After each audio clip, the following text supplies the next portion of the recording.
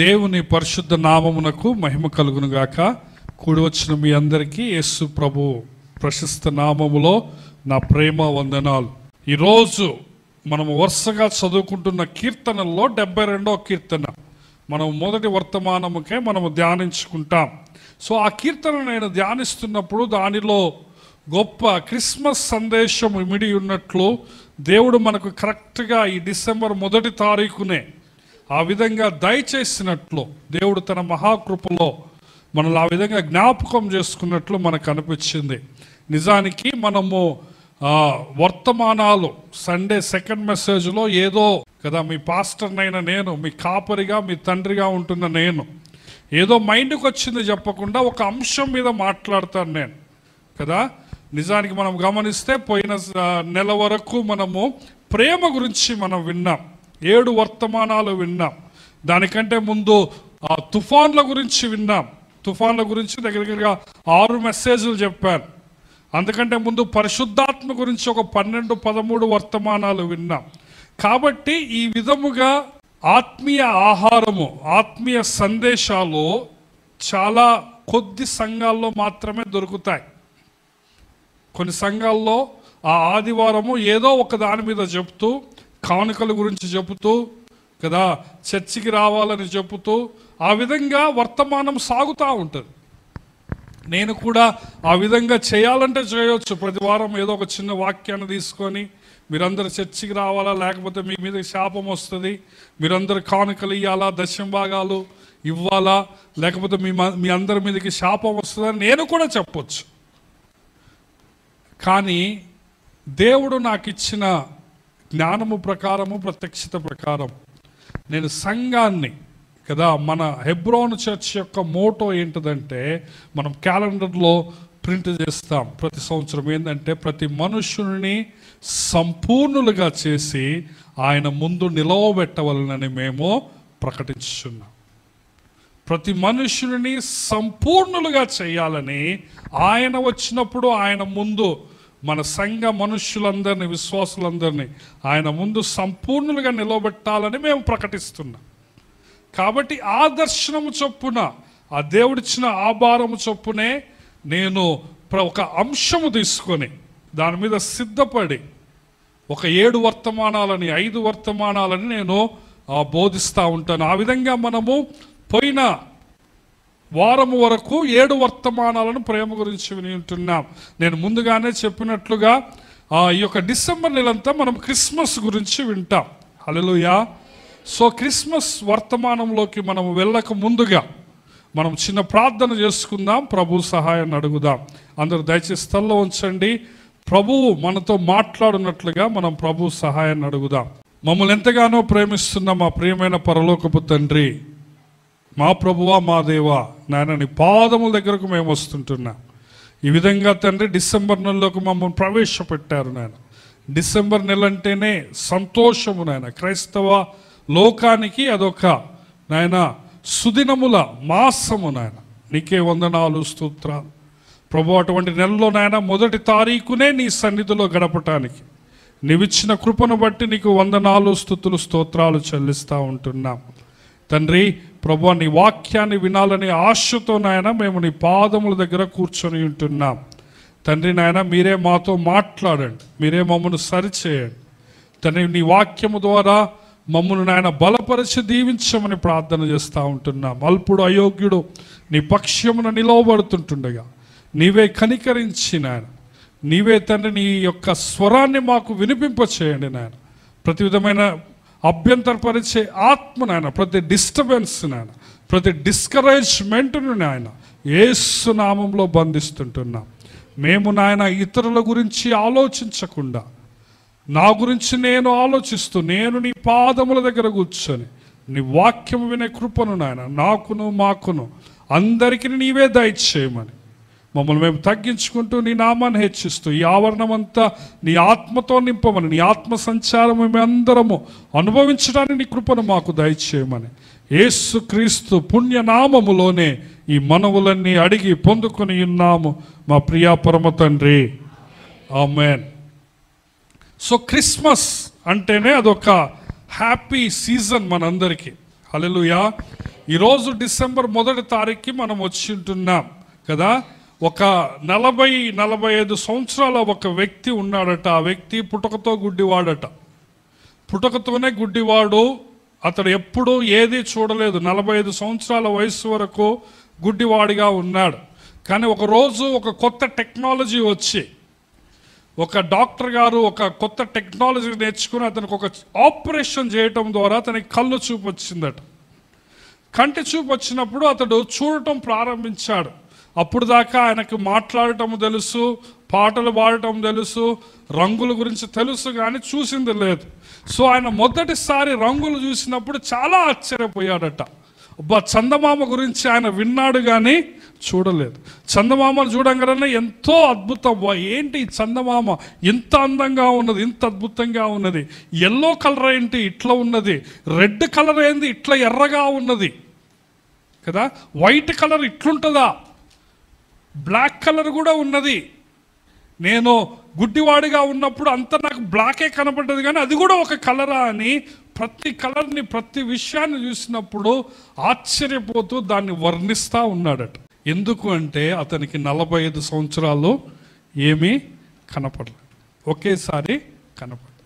కానీ మనం ఏదైనా ఎరుపు కలర్ చూసినప్పుడు, ఎల్లో కలర్ చూసినప్పుడు మనకి అటువంటి ఆశ్చర్యం వేస్తుందా? వేయదు.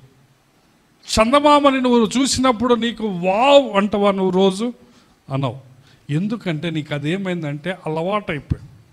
ఏమని చెప్పండి, నీకు అలవాటైపోయింది, వాడుకైపోయింది. నీకు అదేమవుతుందంటే ఇంట్లో పప్పు కూర తిన్నట్టే ఉంటుంది నీకు కదా. ఎడన్నా బయట బిర్యానీ తింటే వావ్ అంటావు, కానీ ఇంట్లో పప్పు కూరకి వావ్ అనవు. ఎందుకు? నీకు అది చిన్నప్పటి నుంచి నువ్వు తింటూనే ఉన్నావు. ఇదంతా నేను ఎందుకు చెప్తున్నా అంటే చాలామందికి క్రిస్మస్ అంటే ఆ వావ్ అనేది పోయింది. వింటున్నారా? క్రిస్మస్ అనేది ఏమైందంటే చాలా యూజువల్గా, చాలా అలవాటుగా, వాడుకగా, ఏమాత్రము తేడా లేకుండా ఏదో అదొక రోజులాగా అయిపోతుంది.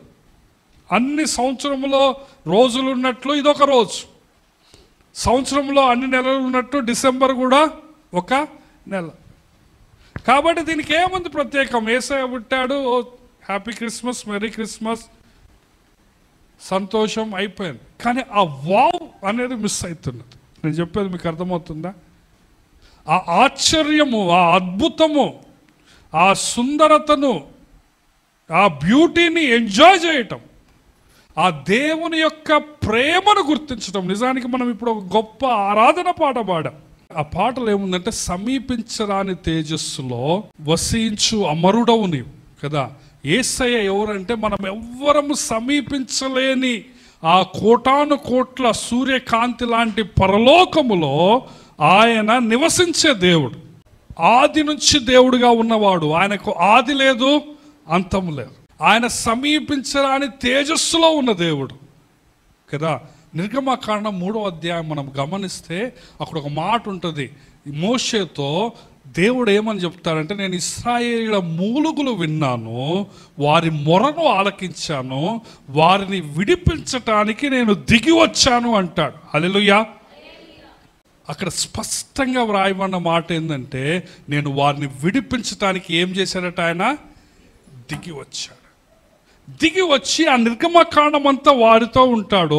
నిర్గమకాండం చివరిలోకి వచ్చేసరికి ఏమవుతుందంటే 40వ అధ్యాయంలో ఆయన వాళ్ళకి అరణ్యంలో వాళ్ళు తిరుగుతూ ఉన్నప్పుడు యేసయ్య ఏమంటాడంటే, మీరు మీ మధ్యలో ఒక గుడారము వేయండి అంటాడు.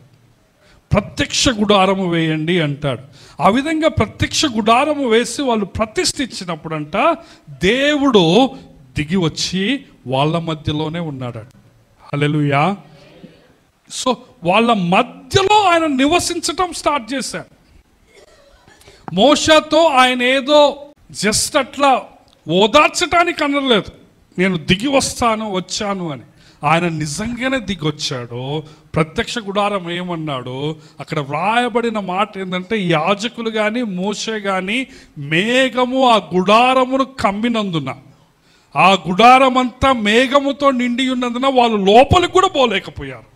ఆ షెకేనా గ్లోరీ, ఆ మేఘం అని తెలుగులో రాశారు కానీ హిబ్రూలో అది షకీనా అని రాయబడ్డది. అంటే ఆ మహిమ గల మేఘము అందరికీ కనపడేటట్లు, ఆ మహిమ గల దేవుని సన్నిధి అందరికి కనపడేటట్లు ఏమొచ్చిందంటే దిగి గుడారం అంతా నిండేసిందట. సో అక్కడ వ్రాయబడిన మాట ఏంటంటే నిర్గమకాండం 40వ అధ్యాయంలో వాళ్ళు లోపలికి కూడా పోలేకపోయారు, యాజకులు కానీ మోషే కానీ. ఎందుకు? దేవుడు ఏమయ్యారు చెప్పండి? దిగి వచ్చారు. సో క్రిస్మస్ రోజున ఏమైందంటే ఆయన మనతో ఉండటానికి దిగి వచ్చాడు. హల్లెలూయా. నిజానికి మనం అనుకుంటాం యేసయ్య అన్ని ప్లేసెస్లో ఉన్నాడు, is a omni present God, ప్రతి ప్లేస్లో ఆయన ఉన్నాడు. కానీ ఆయన సమీపంగా ఉండటానికి దిగి వచ్చాడు. అర్థమవుతుందా మీకు? ఉండటము వేరు, ఆయన సన్నిధి ఉండటం వేరు. కానీ ఆ ఇశ్రాయేలీలకు, ఆ 20 లక్షల మంది జనాభా మధ్యలోకి ఆయన ఏమొచ్చాడు చెప్పండి? సమీపంగా ఉండటానికి దిగి వచ్చాడు. అదే విషయము క్రిస్మస్ గురించి రాయబడ్డది. యోహాను సువార్త 1వ అధ్యాయము 14వ వచనాన్ని మనం గమనిస్తే కదా, అక్కడ ఏముంటుందంటే ఆ వాక్యమే శరీరధారి అయి కృపాసత్య సంపూర్ణుడిగా మన మధ్య నివసించను అంటున్నాడు. ఇది క్రిస్మస్. ఆయన పరలోకంలో ఉన్నా కానీ భూలోకంలో ఉంటాడు. దావీదు ఏమంటాడంటే నేను ఆకాశమునకు ఎక్కిపోయినా నీవు అక్కడ ఉన్నావు, సముద్రమునకు దిగిపోయినా ఆడున్నావు కదా, ఎక్కడికి పోయినా నీవు ఉన్నావు అంటాడు. కానీ అది వేరు, ఇది వేరు. ఆ వాక్యం ఎవరట చెప్పండి? ఎవరైతే దిగి వచ్చాడు కదా. ఆ వాక్యం ఎట్లాంటి వాక్యం అంట చూడండి. మొదట వచనము, ఆది యందు వాక్యం ఉండెను, వాక్యము దేవుని యొద్ద ఉండెను, వాక్యము దేవుడై ఉండెను, ఆయన ఆది యందు దేవుని యొద్ద ఉండెను, సమస్తమును ఆయన మూలముగా కలిగాను. ఈ యేసయ్య ఆది నుంచి ఉన్న దేవుడు. ఆది యందు వాక్యం ఉండెను అంటున్నాడు. యేసయ్యకున్న ఒక పేరు, ఏం పేరు అంటే వాక్యము. ఏం పేరు చెప్పండి? వాక్యము. వాక్యం అంటే అదొక వస్తువు కాదు, పేపర్ కాదు, అక్షరము కాదు. ఇక్కడ చెప్పబడిన వాక్యం ఎవరంటే అదొక పర్సన్, అదొక వ్యక్తి. అందుకే 2వ వచనములో అది ఆయన ఆది యందు దేవుని యొద్ద ఉండెను అంటున్నాడు. అది దేవుని యొద్ద ఉండెను అనట్లే. మన వాక్యమును న్యూట్రల్ జెండర్తో పిలుస్తాం, అది అంటాం. బైబుల్ని అది తీసుకురా నాయన అంటాం వాక్యాన్ని. కానీ మనిషిని ఏమంటాము? ఆయన అంట. సో 2వ వచనంలో ఏమంటున్నాడు? ఆయన అంటే వాక్యమై ఉన్న ఆయన దేవుని యొద్ద ఉండెను, సమస్తమును ఆయన మూలముగా కలిగాను. కలిగి ఉన్నదేది ఆయన లేకుండా కలగదు. సో ఈ వాక్యం ఏమైందంటే క్రిస్మస్ రోజున 14వ వచనంలో ఏమంటున్నాడు? ఆ వాక్యము అంటున్నాడు. సో ఆది నుంచున్న వాక్యము, సమస్తాన్ని సృష్టించిన వాక్యము, త్రియేక దేవుడిగా తండ్రి యొద్దనున్న వాక్యము.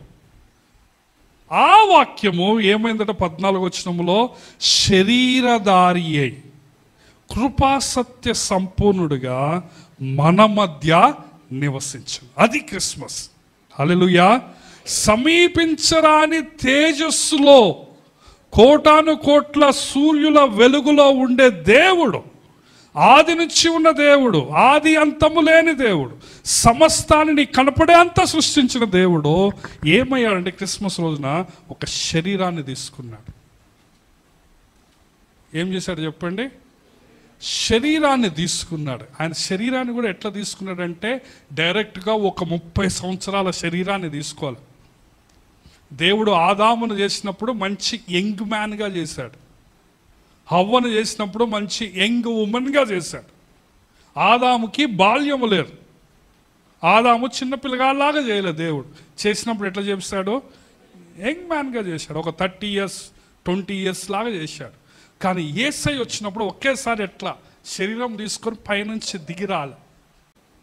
ఆయన తగ్గించుకొని ఆయన ఏమయ్యాడంటే తన్ను తాను తగ్గించుకుని ఒక నలుసుగా, కంటికి కనపడినంత నలుసుగా తల్లి గర్భంలోకి వచ్చాడు.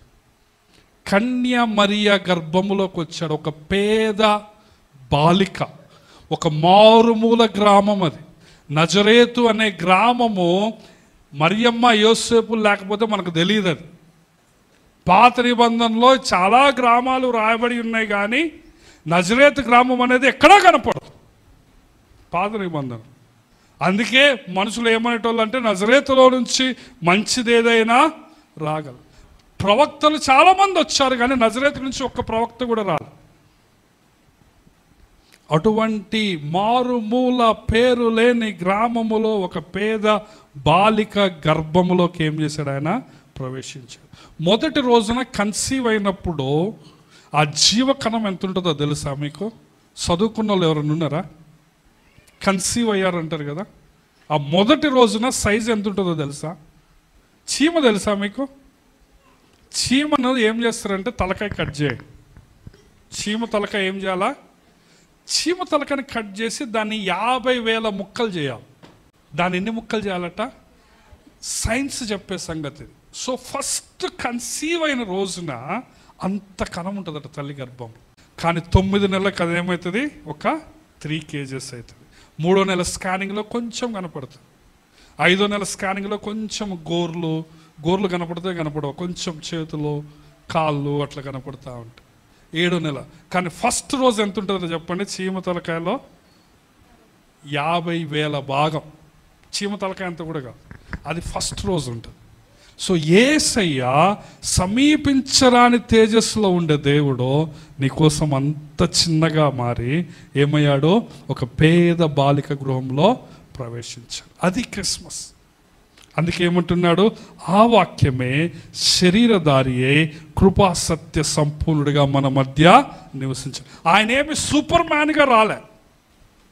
మనకందరికీ మూవీస్లో హీరోస్ ఉంటారు, పెద్ద పెద్ద హీరోస్. స్పైడర్ మ్యాన్ అనే ఒక హీరో ఉంటాడు. ఈ బిల్డింగ్ మీద నుంచి ఆ బిల్డింగ్ మీదకి దూకుతాడు కదా. ఎక్కడ ఆపద ఉంటే అడగబోయి కాపాడుతాడు కదా. ఆ సూపర్ మ్యాన్గా, స్పైడర్ మ్యాన్గా, ఐరన్ మ్యాన్గా, ఒక గొప్ప పెద్ద హైట్ ఉన్న వ్యక్తిగా, ఒక పర్వతములాగా, ఒక మెరుపులాగా వింటున్నారా? ఆయన రాలే. ఆయన ఎట్లొచ్చాడు చెప్పండి? నీకోసము ఒక మానవుడిగా శరీరధారిగా వచ్చాడు, తల్లి గర్భములో ప్రవేశించాడు కదా. ఆ వాక్యము శరీరధారియే కృపాసత్య సంపూర్ణుడిగా మన మధ్య నివసించను. తండ్రి వలన కలిగిన అద్వితీయ కుమారుని మహిమ వలె మనము ఆయన మహిమను కనుగొంటే. ప్రభునందు ప్రియమైన దేవుని బిడ్డలారా, ఆయన మహిమతో దిగి వచ్చాడు. ఆయన మామూలుగా రాలే. శిష్యులందరూ పదే ఏమంటారంటే మేము ఆయన మహిమను చూసామంటారు. పేతురైతే ఏమంటారంటే మేము ఆయనని కన్నులారా చూసాం, ఆయన మహిమను మేము చూసామంటాడు.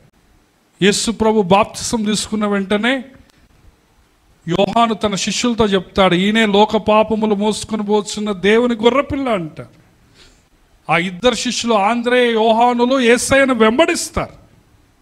మళ్ళా 2వ రోజు యేసయ్యను చూసినప్పుడు నువ్వెక్కడుంటున్నావు అని అడిగితే యేసయ్య ఏమంటారంటే వచ్చి చూడండి అంటాడు. వాళ్ళు వచ్చి చూసి పేతురు దగ్గర పోతారు. పేతురు దగ్గర పోయి వాళ్ళు అన్న మాట ఏందో తెలుసా? మేము మెస్సయ్యని కనుక్కున్నాం అంటారు. ఏమంటారు చెప్పండి? మేము మెస్సయ్యని కనుక్కున్నాం అంటారు. అంటే దాని అర్థమైందో తెలుసా? కొన్ని వేల సంవత్సరాల నుంచి వీళ్ళు ఎదురు చూస్తున్నారు.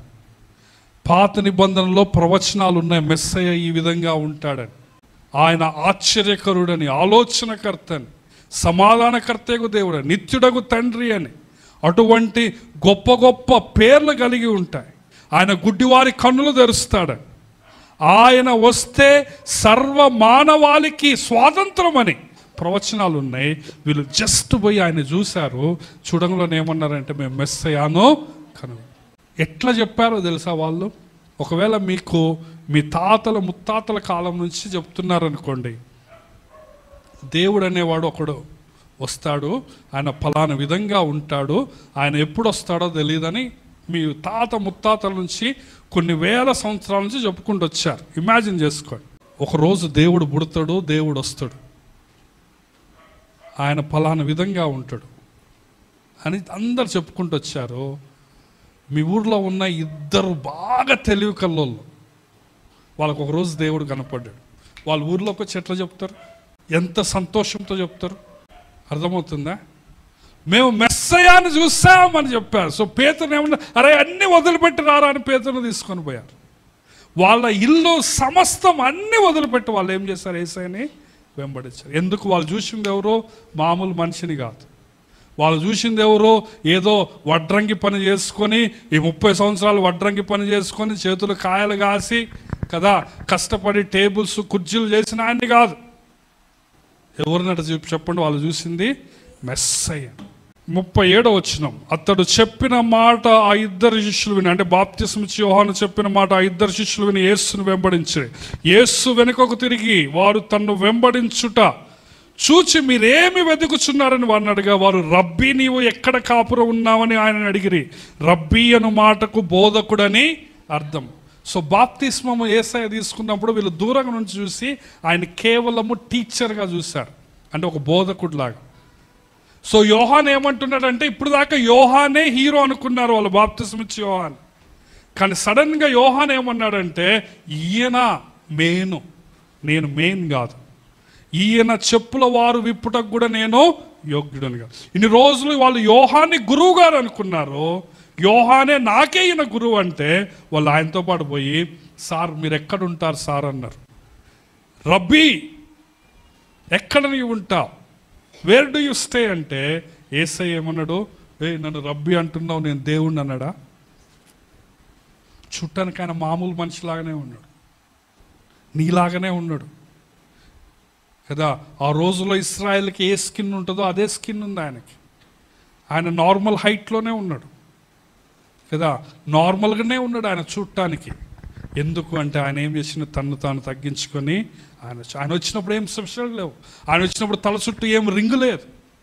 ఆయన చెయ్యెత్తంలోనే దీంట్లో నుంచి మెరుపు రావట్లేదు. ఎందుకు? ఆయన శరీరధారిగా నీకోసం వచ్చాడు. సో వాళ్ళు టీచర్ అనుకున్నారు.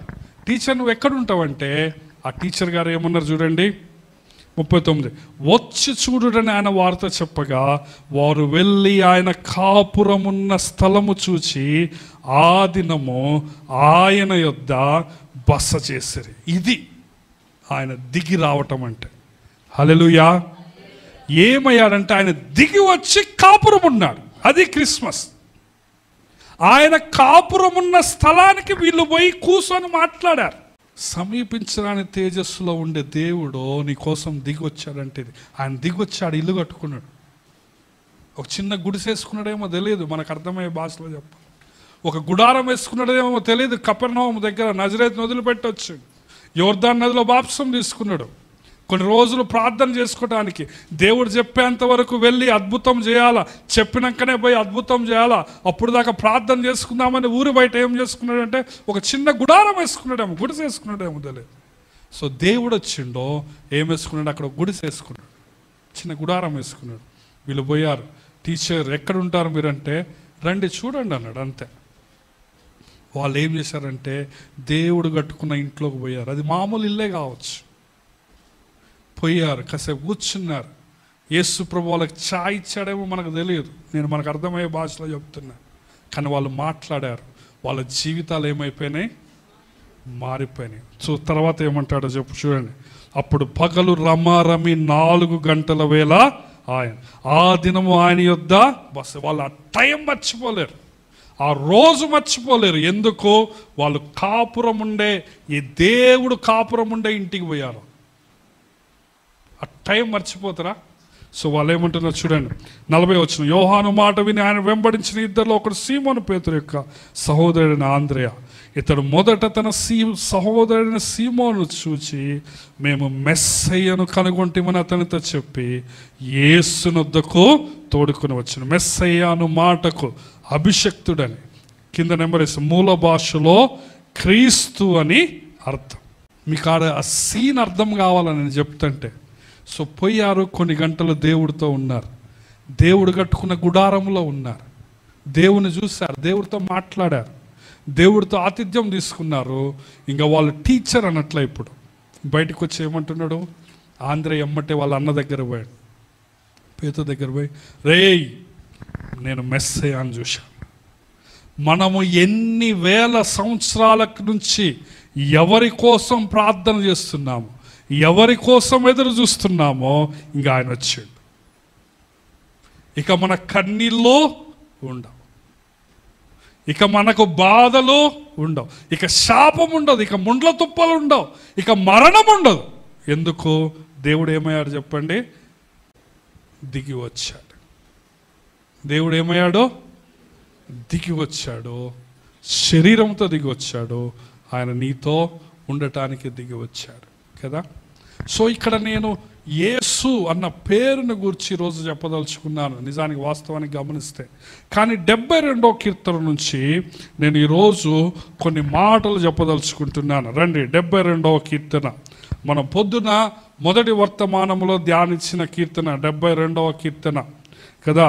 ఇది సొలొమోను కీర్తన అని మనం చూస్తున్నాం. దావీదు ప్రార్థనలు ఇంతటితో ముగిశాయి అని చివరి వచనంలో మనం చూస్తాం. కానీ సొలొమోను తనకు తెలుసో తెలియకో శాంతికరమైన రాజ్యం కోసం, ఒక సస్యశ్యామలమైన రాజ్యం కోసం, ఒక నిరంతరం ఉండే రాజ్యం కోసము, నిరంతరం ఉండే రాజు కోసం సొలొమోను ప్రార్థన చేస్తున్నాడు. హల్లెలూయా. గొప్ప రాజ్యము రావాలని ప్రార్థన చేస్తున్నాడు సొలొమోను 72వ కీర్తన కదా. మీకు కొన్ని వచనాలు చూపిస్తాను. 5వ వచనం చూడండి. సూర్యుడు నిలిచినంత కాలము, చంద్రుడు నిలిచినంత కాలము తరములన్నిటను జనులు నీ యందు భయభక్తులో కలిగి ఉందరు అంట. గడ్డి కోసిన బీట మీద కురియు వాన వలెను, భూమిని తడుపు మంచి వర్షము వలెను అతడు విజయం. రాజుగారు ఎట్లుండాలో చెప్తున్నారు చూడండి. 2వ వచనం చూడండి. నీతిని బట్టి నీ ప్రజలకును న్యాయ విధులను బట్టి శ్రమనొందిన వారికి అతడు న్యాయము తీర్చు. నీతిని బట్టి పర్వతములను చిన్న కొండలను అక్కడుండే ప్రజలకు నెమ్మది పుట్టించును. ప్రజలలో శ్రమనందు వారికి అతడు న్యాయము తీర్చును. బీదల పిల్లలను రక్షించి బాధ పెట్టు వారిని నలగొట్టును. చూడండి 11వ వచనము. రాజులందరూ అతనికి నమస్కారం చేశారు, అన్యజనులందరూ అతనిని సేవించారు కదా. 8వ వచనం చూడండి. సముద్రము నుండి సముద్రము వరకు, యూఫ్రటీస్ నది మొదలుకొని బూదిగంతముల వరకు అతడు రాజ్యము చేస్తాడు. హల్లెలూయా. ప్రభునందు ప్రియమైన దేవుని బిడ్డలారా, సొలొమోను తెలుసో తెలియకో తనకి ఇట్లాంటి రాజ్యం కావాలని ప్రార్థన చేస్తున్నాడు. కానీ ఈ ప్రార్థన యేసయ్యలోనే నెరవేరింది. సొలొమోను రాజ్యము భూమి దిగంతముల వరకు ఉన్నదా? సూర్యుడు ఉన్నంత కాలం ఉన్నదా? చంద్రుడు ఉన్నంత కాలం ఉన్నదా అంటే లేదు. ప్రియమైన దేవుని బిడ్డలారా, ఇక్కడ ఏమంటున్నాడంటే రాజులందరూ నమస్కారం చేయాలంట. 12వ వచనం చూడండి. దరిద్రులు మొరపెట్టగా అతడు వారిని విడిపించును, దీనులను నిరాధారులను అతడు విడిపించు కదా. 17వ వచనం చూడండి. అతని పేరు నిత్యము నిలుచును, అతని నామము సూర్యుడునంత కాలము చిగుర్చుచుండును. అతనిని బట్టి మనుషులు దీవించబడుదురు, అన్యజనులందరూ అతడు ధన్యుడని చెప్పుకో. సో ఇటువంటి రాజు, ఇటువంటి రాజ్యం కోసము కొన్ని వేల సంవత్సరాలు ఇశ్రాయేలు ప్రార్థన చేశారు. యెషయా కూడా ఇట్లాంటి రాజ్యం కోసం ప్రవచనం చేశాడు. చూడండి యెషయా గ్రంథము 9వ అధ్యాయం 6-7 వచనాలు.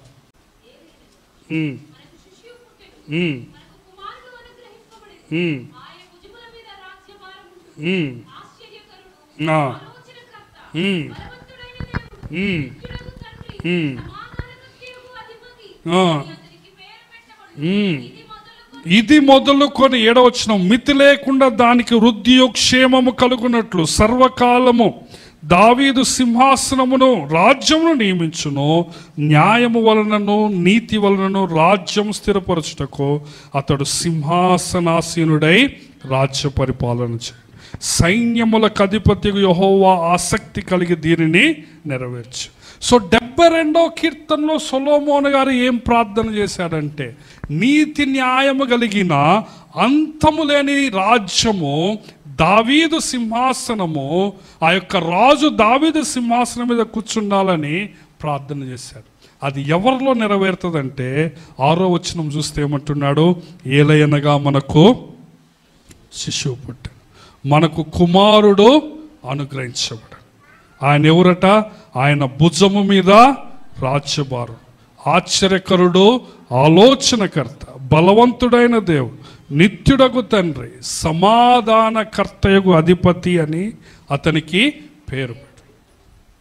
సో ఈ యొక్క సొలొమోను ప్రార్థన ఎవరిలో నెరవేరుతుంది అంటే యేసయ్యలో. ఎవరైతే శిశువుగా పుడతారు, ఎవరో అయితే కుమారుడుగా దిగి వస్తాడో ఆయనలోనే నెరవేరుతుంది కదా.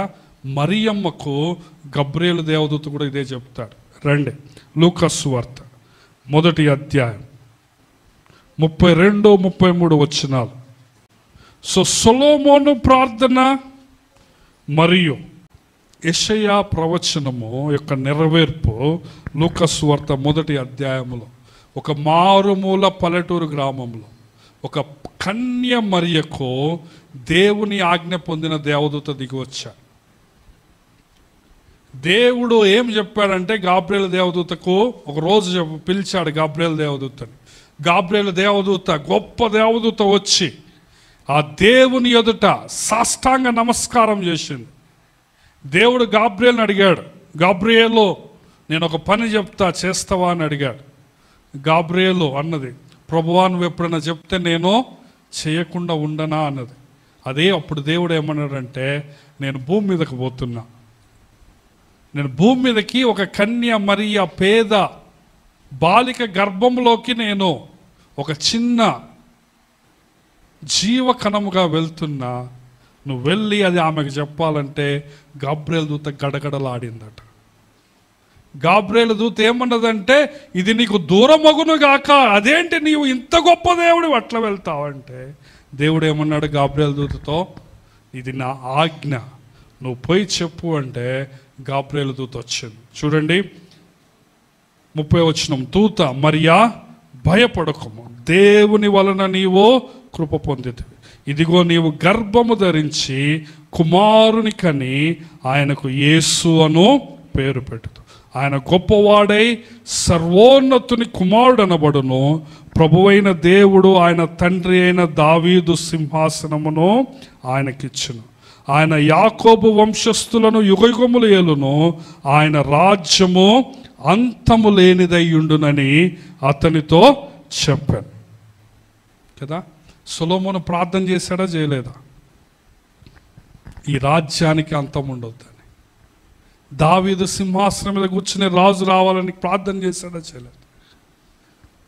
పలానా రాజ్యము కోసం, ఏ రాజ్యంలో అయితే సుఖశాంతులు వర్ధిల్లుతాయో, ఏ రాజ్యములో అయితే పాడి పంటలు బహుగా పండుతాయి, ఏ రాజ్యములో అయితే అన్యజనులు కూడా వచ్చి రాజుకు నమస్కారం చేస్తారు, అటువంటి రాజు కోసం సొలొమోను ప్రార్థించాడు. యెషయా ప్రవచించాడు. 2000 సంవత్సరాల క్రితం గాబ్రియేలు దూత వచ్చి మరియమ్మతో ఏం చెప్తుంది? నీ కడుపులో ఆయన వస్తాడు, ఆయన రాజ్యం అంతము లేనిదై ఉంటుంది, ఆయన గొప్పవాడై. 32వ వచనంలో ఏమున్నది? ఆయన గొప్పవాడై, అందరు గొప్పవాడై అనండి, సర్వోన్నతుని కుమారుడు అనబడు. ఆయన పేరేం పేరట చెప్పండి? 31వ వచనం, ఇదిగో నీవు గర్భము ధరించి కుమారుని కని ఆయనకి ఏం పేరు పెడతావాడు చెప్పండి? యేసు అని పేరు పెడతావు. యేసు అంటే అర్థమైంది, ఆయన తన ప్రజలను వారి పాపముల నుంచి రక్షించును గనక ఆయనకి ఏం పేరు పెడతావు? యేసు. మత్తయి సువార్త 1వ అధ్యాయం 21వ వచనం కదా. ఆయన తన ప్రజలను వారి పాపముల నుంచి రక్షిస్తాడు. కాబట్టి యేసు అంటే అర్థం ఏంటంటే రక్షకుడు. ఆయన గొప్పవాడు, సర్వోన్నతుడైన దేవుని కుమారుడు. ఆయన సింహాసనము యుగయుగములు ఉంటుంది. ఆయన సింహాసనానికి ఎండ్ అనేది ఉండదు, అంతం ఉండదు. అటువంటి గొప్ప రాజు పేరేం పేరో తెలుసా? ఏం పేరు చెప్పండి? యేసు. 30వ వచనం, ఇదిగో నీవు గర్భము ధరించి కుమారుని కని ఆయనకు యేసు అను పేరు పెడతావు. ఆయన మనిషిలాగా నీ కోసం దిగి రావటం కాకుండా ఒక చిన్న పేరును పెట్టుకున్నాడు ఆయన. మీకు సంగతి తెలుసా? యేసు అనే పేరట ఆ రోజుల్లో చాలామందికి ఉన్నదట ఆ ఊర్లలో. ఎందుకంటే యేసు అనేది హిబ్రూ భాషలో యెహోషువాకు అదొక గ్రీకు రూపం. అది యెహోషువ అంటే యెహోవా రక్షించును అర్థం. దాని గ్రీకు భాషలో ఏమన్నారంటే ఈసో అన్నారు. సో ఈసో, యెహోషువ అన్న పేరు చాలామంది పెట్టుకున్నారు. కానీ దేవుడు ఏం చేశాడంటే ఆయనకి యేసు ఒక సింపుల్ పేరు, అర్థము గొప్పది, రక్షకుడు. మరియం అనట్లే ఆయన పేరు యేసు దేవుడు అని చెప్పు అనటం, ఆయన పేరు ప్రభువైన యేసు అని పెట్టు అనటంలే. చక్కగా నడవలేడు, పేరేం పేరు అంటే దేవుడు అని పెట్టుకుంటారు. ఏం పేరట వాడి పేరు? దేవుడు. కానీ ఆయన పేరు కూడా ఏం చెప్తున్నానంటే నేను, ఆ సింప్లిసిటీ ఉంది, ఆ దీనత్వం ఉంది. బైబుల్లోనే మీకు తెలుసో తెలియదో 2-3 ఉన్నారు యేసు అని పేరు గల్లోళ్ళు. యేసు అని ఒక ఆయన చూస్తాం. కొన్ని బైబుల్స్లో అయితే బరబ్బా పేరు కూడా యేసు అని రాయబడ్డది. మన యేసు, మన ఏను, యేసు. కానీ ఆ పేరుకి ఎందుకు వచ్చిందంటే, ఆ పేరు ఎవరికి పెట్టారు? ఏ వాక్యం అయితే శరీరధారిగా వచ్చిందో ఆయనకు ఆ పేరు. ఆయన ఎవరు? రక్షకుడు. ఆయన చూసావా నీ కోసం ఎంత తగ్గించుకున్నాడో. శిలువ మీద దొంగ ఏమన్నాడు? యేసు, నీ రాజ్యములో వచ్చినప్పుడు నన్ను జ్ఞాపకం చేసుకో, అంతే చాలు. కానీ శిలువ మీద దొంగ ఆ పేరు సింపుల్గా పిలిచినా కానీ యేసయ్యను రాజుగా చూశాడు. హల్లెలూయా. యేసయ్య రాజ్యముతో తిరిగి వస్తాడని చూశాడు. ఆయన రాజ్యము అంతము లేనిదని చూశాడు. ఈ యొక్క సొలొమోను ప్రార్థన, యెషయా ప్రవచనము, గబ్రియేలు దూత మరియమ్మకు చెప్పిన ఆ శుభవార్తలోని సత్యాలన్నీ కూడా ఒక చిన్న పేరు పెట్టి ఏమన్నాడు? యేసు, నీ రాజ్యములో వచ్చినప్పుడు నన్ను జ్ఞాపకం చేసుకో. వెంటనే యేసయ్య ఏమన్నాడు? అరే నువ్వు నన్నేందిరా పేరు పెట్టి పిలుస్తున్నావు? జస్ట్ యేసు ఏందిరా అన్నాడా? ఏమన్నాడు ఆయన? నేడు నీవు నాతో కూడా పరలోకంలో ఉంటావు, అంతే. అది ఆయన ప్రేమ. ఇవాళ రేపు ముఖ్యమంత్రిని గారు అనకపోతే ఊరుకుంటాడా? నువ్వేమన్నా మీ ప్రిన్సిపల్ సార్కి శ్రీయత గౌరవనీయులైన ప్రిన్సిపల్ గారికి రాయకుండా జస్ట్ ఆయన పేరు రాసి నాకు లీవ్ ఇవ్వాలని పెట్టి నన్ను ఎత్తడా? అది ఆయన తగ్గింపు. అది దిగి రావటం అంటే, అది ఆయన నీ కోసం దిగి రావటం అంటే. యేసు అనే పేరులో రక్షణ ఉన్నది, యేసు అనే పేరులో స్వస్థత ఉన్నది, యేసు అను నామములో అద్భుతాలు ఉన్నాయి, యేసు అను నామములోనే నీవు ప్రార్థన చేయాలి. ప్రభు చిత్తమైతే నేను వచ్చే వారం చెప్తాను ఇవన్నీ. యేసు అను నామంలో నువ్వు ఏది చేసినా కానీ దానికి నీకు 100 ప్రతిఫలం ఉంటుంది కదా. రండి 72వ కీర్తనకు వద్దాం. 72వ కీర్తన చివరిలో చూడండి, 18వ వచనం. దేవుడైన యెహోవా ఇశ్రాయేలు యొక్క దేవుడు స్తుతింపబడునుగాక. ఆయన మాత్రమే ఆశ్చర్య కార్యములో చేయువాడు. ఆయన మహిమ గల నామము నిత్యము స్తుతింపబడునుగాక. సర్వభూమియు ఆయన మహిమతో నిండి ఉండును గాక. ఆమేన్, ఆమేన్. మహిమ గల నామము. యేసు అనే నామం ఏంటి చెప్పండి? మహిమ గల. అది చూడటానికి వినటానికి సింపుల్గా ఉండొచ్చు. అందుకే ఏమంటున్నాడు 72వ కీర్తన 19వ వచనంలో, ఆయన మహిమ గల నామము నిత్యము స్తుతింపబడు. 18వ వచనంలో ఏమంటున్నాడు? ఆయన మాత్రమే ఆశ్చర్య కార్యములో చేయు. 17వ వచనం చూడండి, అతని పేరు నిత్యము నిలుచును, అతని నామము, యేసు అనే నామము సూర్యుడున్నంత కాలము చిగుర్చును. సూర్యుడున్నంత కాలమే కాదు, సూర్యుడు లేని కాలంలో కూడా ఏం పేరు ఉంటుంది? యేసు అని. అక్కడ సూర్యుడు ఉండడు, చంద్రుడు కదా. ఏమంటున్నారు? ఆయన మహిమ గల నామము నిత్యము స్తుతింపబడు. సర్వభూమియు ఆయన మహిమతో నిండి. కాబట్టి ప్రియమైన దేవుని బిడ్డలారా, ఈ రోజున క్రిస్మస్ అనే అర్థముని మనం మనసులోకి తీసుకున్నాం. ఏదో ప్రతి సంవత్సరము చేసినట్లు అల్లాటప్పాగా జనరల్గా ఈ డిసెంబర్ నెల గడపకుండా ఆ నిజమైన మహిమ నీ కోసం దిగి వచ్చిందని నువ్వు గుర్తెరగా, ఆ ప్రేమ గల దేవుడు ప్రేమతో నీ కోసం వచ్చిన నువ్వు ప్రతిరోజు ఆలోచించాల. ఇది నేను చెప్పే వర్తమానం యొక్క ఉద్దేశం. ఈ క్రిస్మస్ అని నువ్వు ఎప్పుడైతే నీ మనసులోకి వస్తుందో నువ్వు దేవునికి వందనాలు చెప్పాలి, దేవుణ్ణి స్తుతించాలి. ఏంటంటే సమీపించరాని తేజస్సులో కోటాను కోట్ల సూర్యకాంతుల వెలుగులో ఉండే దేవుడు నీకోసం ఏమయ్యాడో దిగి వచ్చాడు. నీతో ఉండటానికి, నువ్వు ఉండే నేల మీద, ఈ మురికి నేల, ఈ పెంట కుప్ప మీద నేల, ఈ పాపులుండే నేల, ఈ వ్యభిచారులుండే నేల, ఈ సిగ్గు, గొడవలు, గందరగోళం, అవమానం ఉండే నేలలో ఆయన ఏం చేశారంటే ఆయన ఉండటానికి దిగి వచ్చాడు. మనం ఉండే నేల మీదకి ఆయన రావడానికి వచ్చి, అది ప్రేమ, అది క్రిస్మస్, అది క్రిస్మస్ యొక్క ఆశీర్వాదం. రండి తలలో ఉంచుకుందాం, కళ్ళు మూసుకుందాం. ఒకసారి విన్న వాక్యాన్ని మనం ఆలోచిద్దాం. నిజమైన క్రిస్మస్ యొక్క ప్రత్యక్షత నీకు కావాలి, ఆ మహిమ నీకు అర్థం కావాలి. దేవుడు దిగి వచ్చిందంటే నీ కోసం, నా కోసమే దిగి వచ్చాడు. ఈ పాడు భూమి మీదకి ఆయన వచ్చిండు అన్న సత్యం నీకు అర్థం కావాలి. అంత మాత్రమే కాకుండా ఇటువంటి భయంకరమైన శరీరంలోకి ఆయన వచ్చాడు. ఈ చెమట వచ్చే శరీరం, ఈ ఆకలయ్యే శరీరం, ఈ నిద్రపోయే శరీరంలోకి దేవాతి దేవుడు కలిగి ఉన్నదేదియు ఆయన లేకుండా కలగలేదు అని చెప్పబడిన ఆ దేవుడే నీ కోసం వచ్చాడు. ఎందుకంటే పరలోకంలో ఉన్నప్పుడు ఆయన నీ ముఖం చూశాడు, పరలోకంలో ఉన్నప్పుడు ఆయన నీ స్థితిని చూశాడు. ఆయన నిన్ను చూశాడో నీ కోసం దిగి వచ్చాడు. ధరయందు నేనుండి చెరయందు పడియుండ పరమందు చూచితివి, నన్నే పరమందు చేర్చితివి. ధరయందు నేనుండి చెరయందు పడియుండ పరమందు చూచితివి, నన్నే పరమందు చేర్చితివి.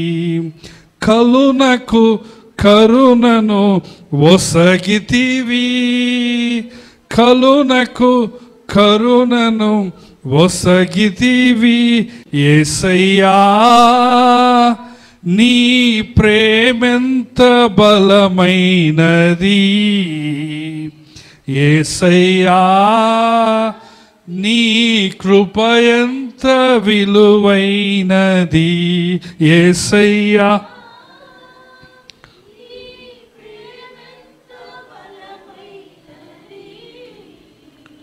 యేసయ్యా నీ కృప ఎంతో విలువైనది. సమీపించరాని తేజస్సులోని వసించు వాడవైనా మా సమీపమునకు దిగి వచ్చినావు.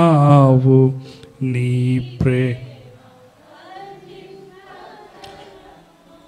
మా సమీపమునకు దిగి వచ్చి